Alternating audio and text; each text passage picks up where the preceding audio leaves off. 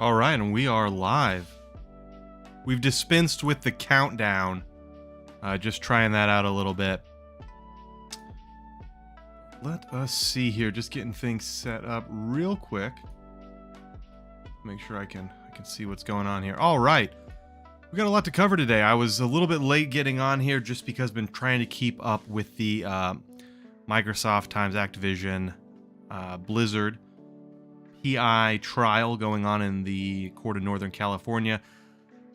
I'm not a lawyer or an economist, but I have found it to be pretty interesting. Don't know if you've been following along, but we are going to tackle that today. We got a lot of cool stories to cover. That's kind of the main one. We're also going to talk about CD Projekt Red popping up with some revisionist history. But before that, I do want to get into some smaller stories that I think are worth touching on. So as you can see, the first one I've got up here. Let me zoom in a little bit on this bad boy. Fervent speculation on a Red Dead Redemption remaster or PC port follows a rating being given in Korea that's coming from PC Gamer. Okay, look, here's kind of the skinny on it. The Korean ratings board has leaked stuff before, most notably like God of War Ragnarok. They put a rating on this, and look, they got this game back when it came out, so this is not like a 13-year late game. Pretty cool if they're doing a remaster.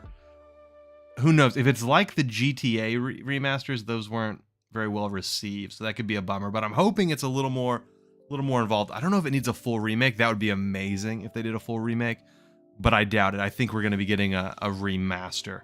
Either way, very exciting news. This is a favorite series of mine, being the Red Dead series. So excited to see what could possibly come out of this right here. Beyond that, let's jump over to Square Enix celebrates 3 million physical shipments and digital copies sold. There's a little Clive Rosfield for you.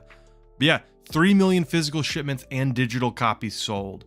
Now, it's interesting. I think the headline is, maybe it's the wording, but saying shipments and then digital. Are they saying physical sold plus digital, or are they saying shipments? Like, is it like there's a million copies sitting at Best Buy? I don't think that's what they mean, but it's maybe something lost in the translation there. Either way, this is pretty good for them coming out on the smaller install base of the PS5. Final Fantasy VII Remake launched at 3.5 million users in about the same time period when it came out. However, that was on a much larger PS4 install base, so I think you're looking at like maybe 100 million at that time for PS4, whereas we're at 38 million on PS5. Conversely, on the other hand, you could maybe argue that most people heavily interested in a Final Fantasy title have likely picked up PS5, because I do think it tends to be less of a game for casuals as time has gone on. I mean, you can even look at when like Final Fantasy 15 was multiplat. That was still, I think, 5 million at launch. Either way, definitely a success for this game. This is, as if you follow the channel, you know this is what I've been playing. I've been loving it so far. As someone who's not normally like a big Final Fantasy player, just not something a series I kept up with, I don't mind the switch to action. I know some people are kind of bothered and feel like it's not super Final Fantasy, but I think it's been an awesome game. It kind of makes you wonder too, like when people say it's not really Final Fantasy, but it's like, well, it is Final Fantasy because it's got the moniker, it's got the logo, you know, it's owned by Square Enix. It kind of makes me wonder, and I might do a video on this, but like what is it that gives fans a feeling of ownership over IP? And I don't mean that necessarily negatively, because I feel like I have that sometimes, where I feel like I own certain IP. Like I think about, like, if they were to make changes to games I love, if they made Gears, I don't know, like if they made Gears of War 3 a dating sim, I mean, I'd play it. I'd romance a Cantus and I'd play the hell out of it, but I would be pissed. I would be very angry. I want it to be a third-person cover-based action shooter, but it's interesting though, right? Because it's like, does Final Fantasy 16 being different, does it negate everything that came before it? Does something have to stay the same? Like, does a franchise have to kind of hold on to its roots? I would have said yes, like they owe their fans. But as someone coming into it new, who maybe wouldn't have tried it otherwise, it does make you wonder, like, well, why can't it evolve? Why can't it change? You see, like in film, They remake movies that are 30 years old and they make huge changes and they grab a new audience. Maybe that's something they're doing here. I mean, we just saw it with Star Wars, which makes me think, because it's like, that is something I didn't care for, is like the newer takes on Star Wars.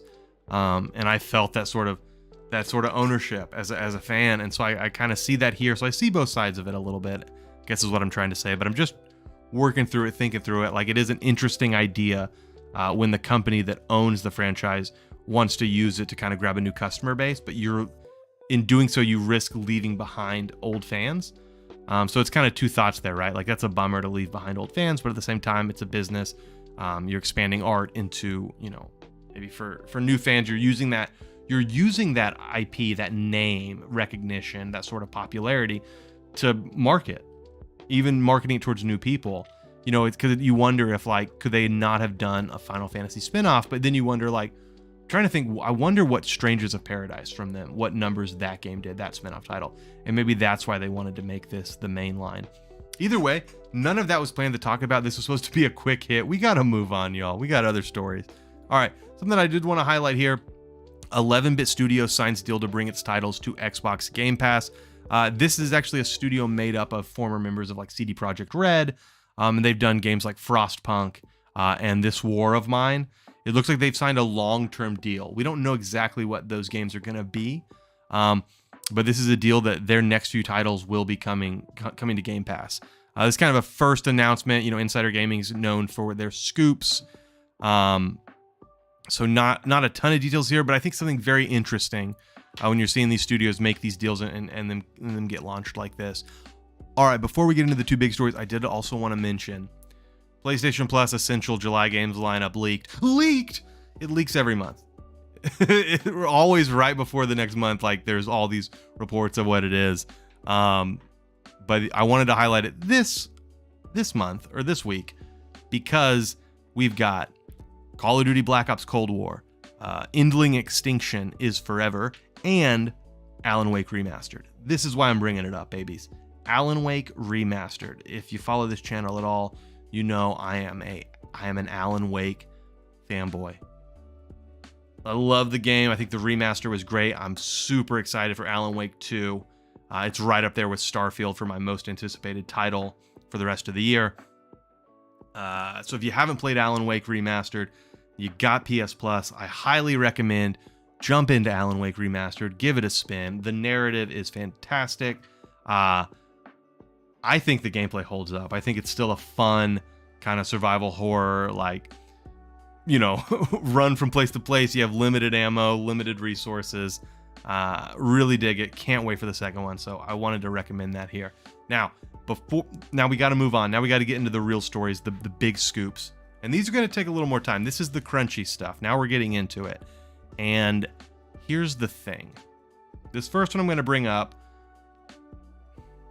I feel like any time now when you criticize game publishers or game developers or the way games come out, you see pushback around, like, this could damage the devs. Don't you support the devs? And it's like, of course the people making games are rock stars. I don't know how to make a video game. I love video games. However, what I want to bring up is some revisionist history from the PR team at CD Projekt Red. Now, if you don't know, Cyberpunk 2077 had kind of a rocky launch back in like 2020 when it first came out. Okay, a lot of things went down, but recently I saw this article started going around. A lot of people picked it up. Gamesindustry.biz. This is coming from Christopher Dring. He got the chance to sit down with the VP of PR and comms for CD Projekt. I apologize if I get this name wrong, but Michael Platkow-Galuski. And they had an interesting conversation. Obviously CD Projekt Red is getting ready to launch a new expansion for Cyberpunk 2077, Phantom Liberty. Kind of the biggest thing around it is it's going to have Idris Elba in it alongside Keanu Reeves, who'd already been in the game previously, which is interesting because you got to think, those actors are probably eating up a pretty large chunk of the budget, and not that they shouldn't, right? Not that they don't deserve the money they earn, right? They put asses in seats, but you just kind of wonder if they're necessary. or if perhaps some of that cashola could have gone to making a better game at launch. Anyway, look, I don't mind a company trying to talk up their product or whatever, but one thing I take exception with is that I've noticed this week, it's popped up a lot. I think it started with this conversation, but I've seen a lot of, especially like bigger game media sites running with like games that turned around, and it's like No Man's Sky and Cyberpunk, and they've really come full circle, and the game wasn't that bad at launch, which is what the end of this article says. And let me quote this for you right here at the end. This is what got me wanting to add this into the news, because otherwise, yeah, it's just normal spin. But look at this. Let's get to it. Oh, here it is. So this is the VP of PR for Cyberpunk, talking to GamesIndustry.biz, and he says, "I actually believe Cyberpunk on launch was way better than it was received, and even the first reviews were positive." We're going to come back to that sentence. He concludes, "Then it became a cool thing to not like it, or a cool thing not to like it. We went from hero to zero really fast. That was the tough moment. We didn't know what was happening. We knew that the game is great. Yes, we can improve it. Yes, we need to take time to do it, and we need to rebuild some stuff." Let's kind of break this apart, right? The title, the headline that was going around everywhere was, "It became a cool thing not to like it." So what I want to do is highlight that it wasn't just a cool thing not to like it. There were a lot of genuine concerns when this game launched that were way bigger than other games launching a little bit broken, right? Like, I know that like there was talk recently around like the way Jedi Survivor had launched, right? The sequel to Fallen Order. The way that game launched, there was a little bit of, it's broken, it's buggy, it's kind of a mess. This isn't fully optimized. It maybe needed a few more weeks in the oven. That's not what happened with Cyberpunk. I just want to make, let's not forget that this game didn't just launch a little bit unfinished or a little broken. There were major marketing lies. There was deliberate spin. There was a lot of fallout when this game dropped. So it wasn't just a cool thing not to like it. Like he mentions here, and even the first reviews were positive. Oh, the first reviews were positive. That's interesting, because if we go over here, OpenCritic. This is from Matthew Intoven, one of the founders of OpenCritic. Look at the title of this open letter he essentially wrote. "They knew it was wrong. CD Projekt Red deceived consumers anyway." He goes into talking about, let's see if I can pull out. They know my love for controllers. He cuts into this talking about how the devs believed that their bonuses were contingent upon hitting 90 or higher on Metacritic, according to a report from Bloomberg, is what he talks about here. And he gets into how, let me just say this.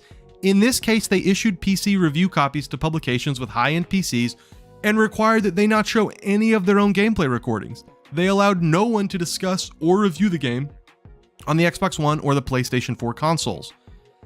They did this knowing that their game had severe performance issues on those consoles, which were its target launch consoles, given they published the debut trailer in 2013. They also did it knowing that many publications generally can't re-review games. It's not part of their business model. Let me just highlight what he says here. He bolded it here in his own open letter. They did it knowing that what they were doing was wrong. It was deceptive, selfish, and exploitative. They did it anyway. Let's look at some more evidence. Cyberpunk 2077 refunds are now reportedly being offered by GameStop. An internal memo advises staff to accept returns for defective game. Want a little more? Cyberpunk 2077 report claims QA company lied to CDPR about bugs. How about this? From Ars Technica, investors settle Cyberpunk 2077 lawsuit with developer for $1.85 million. We can look here, right here. A federal judge in California Central District signed off on a $1.85 million settlement between CD Projekt Red and a class action suit led by plaintiff Andrew Tramp and headed by two law firms. They had estimated the potential damages at $11 million. They got a fraction of that at $1.85 million. But that's not normal for a game to get released that way. The original complaint, filed in December 2020, alleged that the Polish developer misled investors and customers after Cyberpunk 2077's readiness on then current gen consoles PS4 and Xbox One. They made materially false and misleading statements during the year leading up to release. And they paid almost $2 million for that. All right, and then let's go here. Sony removed Cyberpunk 2077 from the PlayStation Store. Let's take a minute on that. Sony took the game off the store. I believe it was off the store for 6 months while they made corrections. Sony took the game off the store. They weren't selling it. They were selling the jumping bean. You understand the shovelware that was on the PS Store? Just the absolute trash trophy hunter bullshit that was on that store. And they took this game off because it was not Sony didn't do it because it was the cool thing. Sony wasn't like, we got to jump on the bandwagon. Let's get Cyberpunk off the store so we can sit with the cool kids at lunch. Sony removed it from the PlayStation Store because it was a pile of shit that didn't work. And their marketing ran contrary to that. They misled reviewers to thus mislead the public. You can look up all of their marketing material, the images they showed and acted like it was in-game engine or this was gameplay. They made all these promises of what you could do. And if you go back and search YouTube videos around the launch of Cyberpunk 2077, you will find so many videos tearing down all the different marketing trailers versus the final product. I know Woodhawker from Beat 'em Ups does what I think is one of the best videos, really tearing apart all the lies the PR team told for the game, as well as showing you how the game itself was not at all what they promised in design, and it wasn't just an issue of bugs, but it was actually the game was not designed in the way that they promised. So a lot of issues here. Also want to know, Cyberpunk 2077 studio lied to console gamers in recent apology, according to developers. That's from January of 21. All right, like this was not just some like, oh, the game was buggy or it wasn't feature complete or it was smaller in scale. There were major PR marketing issues with this game. There were major issues with the game. The way this game was developed, the way it was marketed, the way it was sold, the way it was given to reviewers. This was a huge mess from this company. And look, I'm not against CD Projekt Red making a comeback. I'm not against them fixing Cyberpunk. But I am against them acting like, oh, we never did anything that bad. Everyone's reaction was way over the top. No, people's reaction was like right on key. If anything, there should have been a little bit more anger. If anything, to me, it's terrifying actually a little bit how easily everyone has allowed Cyberpunk to be like, oh no, but it was a great game, or CD Projekt Red's great. I think they should be given the opportunity to make a comeback, but we shouldn't forget that they need to make that comeback. A lot of major gaming media outlets have been running stories this week around it was overblown at launch. It was actually a pretty good game. Games make comebacks all the time. Okay, maybe. It was covered in bugs. It was covered in technical issues. And the bigger thing to remember is the misleading marketing. They lied to consumers. They tricked you into buying it because they knew returns were hard. And they did it so blatantly, and it was so obvious to so many people in the moment that GameStop started taking refunds and put out a memo like, yeah, it's a defective game. Take the refund for all these games.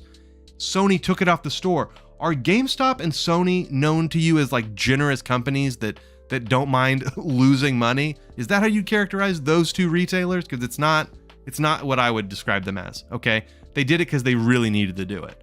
So this whole like it was cool, it became the cool thing to hate CD Projekt Red, or to hate Cyberpunk. That's bullshit. It launched in a horrible state. The marketing was a lie. The game got better than it deserved at launch. It wasn't mistreated. It was actually allowed. It got better than it deserved. And if it wasn't for the anime, and if it wasn't for Keanu Reeves, and if it wasn't for the fact that The Witcher 3 is like a beloved game, this game would have gone into the dustbin of history. We'd never hear anything else about it. But they had enough going for them outside of what they did that they're able to kind of make a comeback here. And that's fine. I wish them all the best. I hope Phantom Liberty is awesome. I hope people really enjoy it. I hope Cyberpunk, becomes this great game. But to act like what they did in 2020 was like, oh, come on, that was nothing. That's wrong. And if we do that as video game consumers, we are just inviting future abuse. This is why you shouldn't pre-order games. All right, let's move on to something less testy, something that doesn't rile up people. That's right, I'm talking about the Microsoft's proposed acquisition of Activision Blizzard King, my babies. Just kidding. I know that gets people raging. I've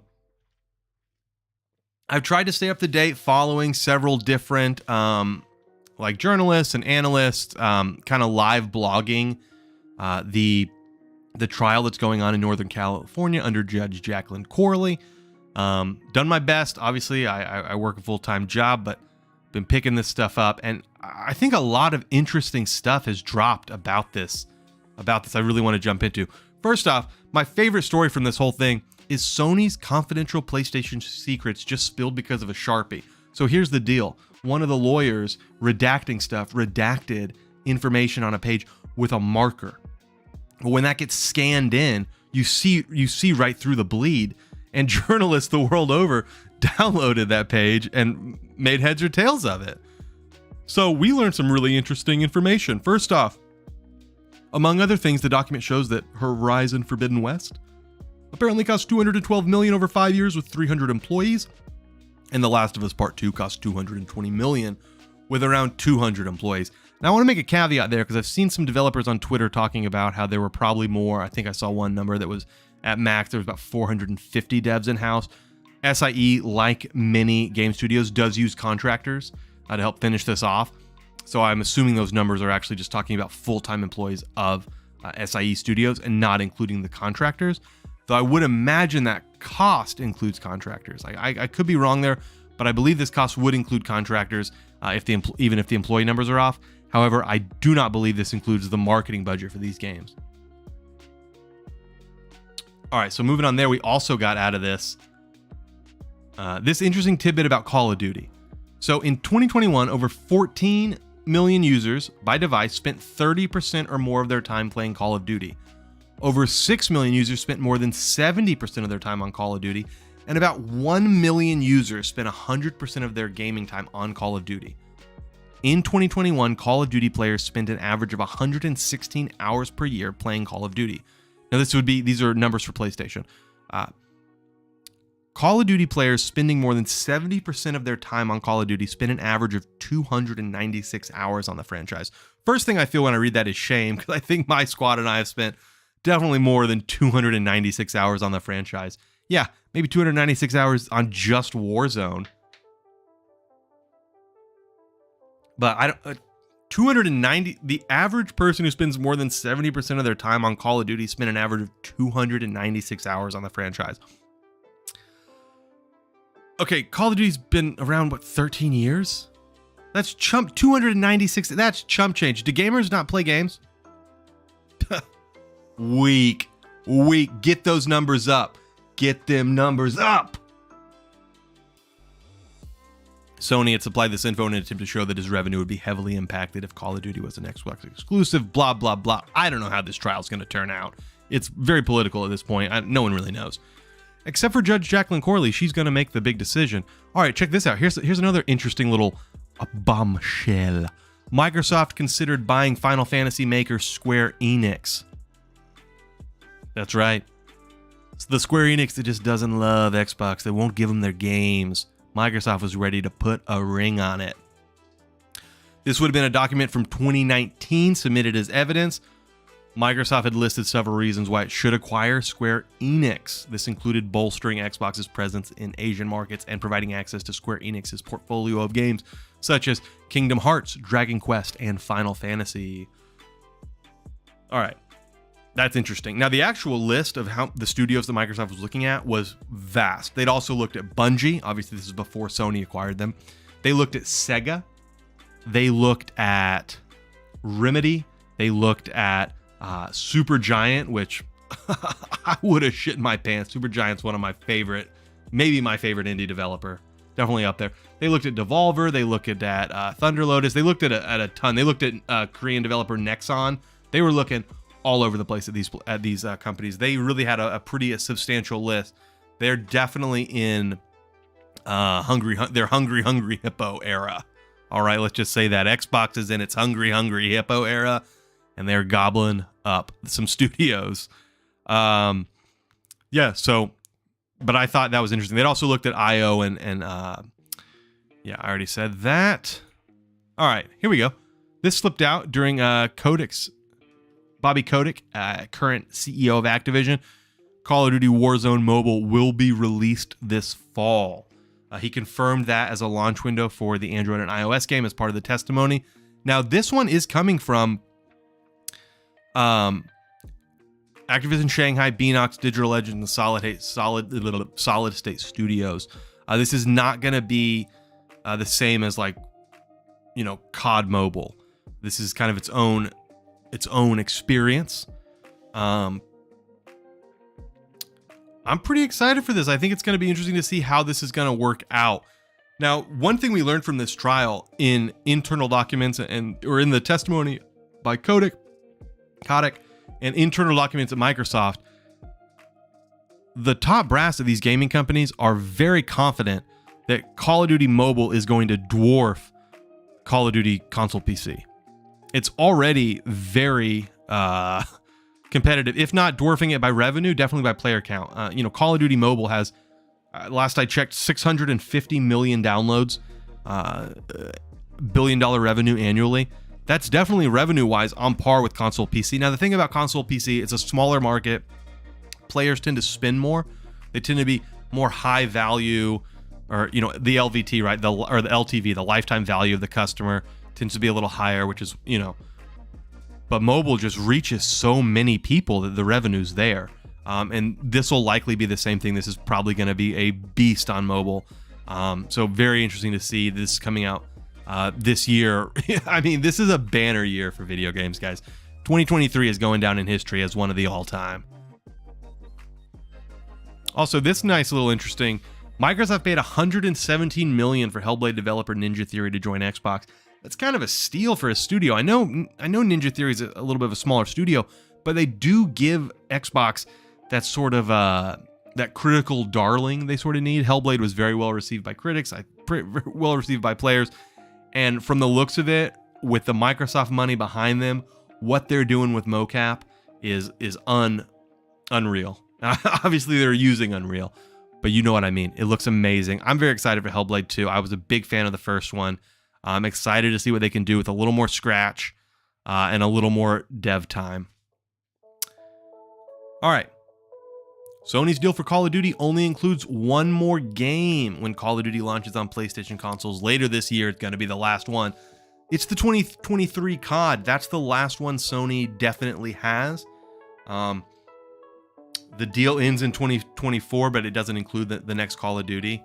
So not sure how that's going to work out right now. Obviously, everything's in the air until this deal gets pushed through. I think if Microsoft wins this current case and the preliminary injunction is not granted, they're going to close, and I think then we'll see PlayStation take the 10-year deal.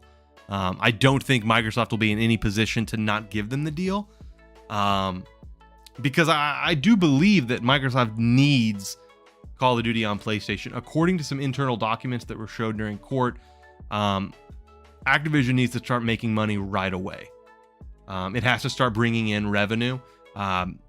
Some of the stuff that came to light with the court cases, like ZeniMax valuation, Bethesda ZeniMax, which they'd previously purchased, that valuation is on a 10-year timeline for return. So it doesn't need to make a profit right away on the books for it to make sense. When Microsoft modeled out the valuation of buying ZeniMax Bethesda, 10-year timeline, we got to make that money back. Activision is like, we need dollary dues coming in the door like day one. We're paying a lot of money for Activision. It needs to print money. It's good. They're going to treat it definitely much more like Minecraft. It's going to stay everywhere. They're actually wanting to expand it into like Nintendo, into these cloud platforms.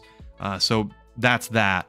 So I don't have any doubt it's going to come to PlayStation. I do think this kind of news here is kind of about sowing a little bit of doubt. It's PlayStation's last attempt to kind of rock the boat on this. We've also seen them say they're not going to send they won't send PS6 dev kits to Activision if Microsoft is able to buy them, which means Call of Duty won't launch with like, you know, all the features for PS6. It'll probably take a little bit of time before they're up to parity there. I don't know if that's going to stick. I think if Microsoft buys Activision and, you know, we look at like, oh, it's 2028, new consoles are coming out, which by the way, Microsoft predicts, according to records in the court, Microsoft is predicting that the next gen of consoles, Gen 10, that's a little inside baseball for you babies, Gen 10 will launch in 2028. When that time comes, if we've had several years of Microsoft owning Call of Duty, I think Sony will send dev kits, provided Call of Duty is still the behemoth it is today. However, it did come out in the court that they had delayed, Sony refused and delayed sending PS5 dev kits to Mojang, who makes Minecraft, which is on Nintendo, PlayStation, PC, Xbox, everywhere, but it's owned by Xbox. Sony delayed it so much, that Microsoft wasn't able to launch a PS5 version of Minecraft. It's still the PS4 version. So that's interesting. It makes you wonder. It makes you wonder if it's not in some ways Sony holding back certain games because they won't. Microsoft does need parity on some of these games, so they can't even advance their own games.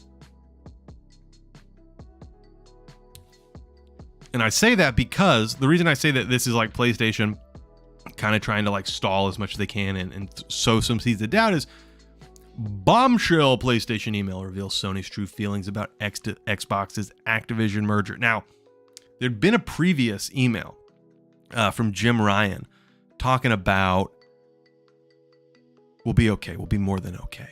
It's not an exclusivity play. I don't think COD's going anywhere. Well, it gets even better. Jim Ryan and Chris Deering over at Sony had a little, oh no, is it not loading, my babies? I'm sorry. Oh, I'm just too zoomed in. Here we go. Okay. So, right, we talked about this email before. We'll be more than okay. And then Chris Deering says, and this is like right when the deal gets announced, Phil Spencer, head of Xbox, was on CNBC saying that the acquisition would cement Microsoft as a player in mobile games. Strike me more as more of a King play than COD, but King sold to Bobby for $5 billion and has now grown to be worth $50 billion. If it was an Xbox exclusivity play, Spencer could have locked up Microsoft console exclusivity for the next 3 COD releases for maybe $5 billion. The major cash out will lure most of the talent to take the money and run as fast as their contracts will allow, leaving Microsoft with a very gnarly management challenge. I bet Yves would be the head of Ubisoft, is smiling like the Cheshire Cat. Yves Guillemot. If this was a play to end run PS5, etc., I think it was massively overvalued and will not meaningfully succeed. I guess Microsoft can piss away that kind of valuation without being more harmed than helped, but I am not losing a week of sleep over the future for our baby. Hope you agree. Cheers. Okay, there you have it. Sony right off the bat when they heard about this deal, we're not worried. Now they've gone around all the last year. Jim Ryan's flown to Brussels, flown to the UK, flown everywhere to say, hey, we're very worried about this. This deal's going to be bad. If they degrade Call of Duty on our machine, we won't survive. Well, he didn't seem to think that. Now, there have been some back and forth emails between him and Phil Spencer that have come to light that are worth talking about. In it, Jim Ryan basically asked for, if we're going to discuss Call of Duty, we want parity. We want to make sure it's not on Game Pass. We want it to be exactly equal. Don't put it on your subservice. And while we're talking, let's also talk Bethesda. We think Bethesda games should also have parity and be available, which is rich coming from the studio that is, or from the publisher, the platformer, the platform that has locked down Final Fantasy and locked down all these games and had previously locked down Bethesda games like Ghostwire Tokyo and it escapes me, Deathloop. All right, so it's a bit rich, it's a bit interesting. I just don't see a world where exclusivity is going to go away or Xbox can't have certain exclusives. Call of Duty is one thing. It does make sense, like Minecraft. You want that game everywhere. Part of what makes Call of Duty so big is that everybody plays it, even just a little bit. So my thoughts are, it's probably not going anywhere. Sony knows this, but if they can come up the works and fuck it up, why not? But that's where we're at. That's where we are. closing arguments just happened a while ago. I didn't catch the tail end of them because I had to hop on here. That said, it probably won't be till next week when we hear a decision from the judge. Look, I think it's anyone's game, right? This has gotten very political. FTC has a political agenda. Microsoft has a corporate greed agenda. Sony has a corporate greed agenda. Who knows how it's going to go, babies? I'll say this. I think most likely scenario is if the preliminary injunction is granted and Microsoft can't close the deal until a couple of years when the FTC goes through all of this. My opinion, Microsoft walks away. They pay Activision the $3 billion. They walk away, and I don't know. They look at their acquisition list and they start looking at some smaller groups to try and buy. The list is long. They definitely want to try to do some mobile. We know they looked at Zynga before Zynga went to Take-Two. Sega brings them some mobile, but Sega was recently approached about it, and the COO of Sega said, yeah, we value our Xbox relationship, but we want to stay independent for now. One thing that was interesting that he did say was we value our relationships with, PlayStation, Xbox, Apple, Google. They said, but COO of Sega said, but Xbox holds us in higher regard and Xbox treats us better, which I think is one of the reasons you see so many Sega games on Game Pass, and you're starting to see Sega's like Atlas games getting announced at Xbox events, right? Which is a big get for them. So that's interesting there. But I do think if this gets blocked, they'll look at other acquisitions because, like I said, they're in their hungry hippo era. And I don't think that's going to change. They're looking to grow content. They're looking to grow, especially into mobile. They really, you look at these court documents, it's not smoke. Microsoft very much wants a piece of that mobile pie. They really see mobile is growing and console is flat. There's a lot of money in console. There's a lot of prestige in console. It's where the critics are. It's where the high dollar spenders are, but it's flat. It's not growing. PC's growing, but what's really growing is mobile, and they want to get there. In one of the emails exchanges from Microsoft that was released, they talk about you don't want to be an oil salesman when everybody goes to electric cars, meaning they don't want to be stuck with just consoles when everybody's on mobile and PC. And I think that's the position Sony also sees. When you look at how much Sony's porting to PC, you look at Sony buying some of these mobile studios before they've even proven themselves, Sony sees the future coming too. You look at Nintendo with DNA. They formed this new subsidiary they have a majority stake in with DNA, who they've used to make some of their other mobile games that are currently out. And obviously, Nintendo wants to get into mobile in a way as well. They all see it coming. They all see that like this is going to be the play. So there's that. Now, if the PI is blocked, I think Microsoft closes. I don't know, man. The issue is they're coming up on July 18th is when they would have to renegotiate with Activision to extend the deal. Now, they could just sign and extend, but Activision might not want to. Activision might be like, sweeten the pot or give us the $3 billion, right? Because the breakup fee is $3 billion.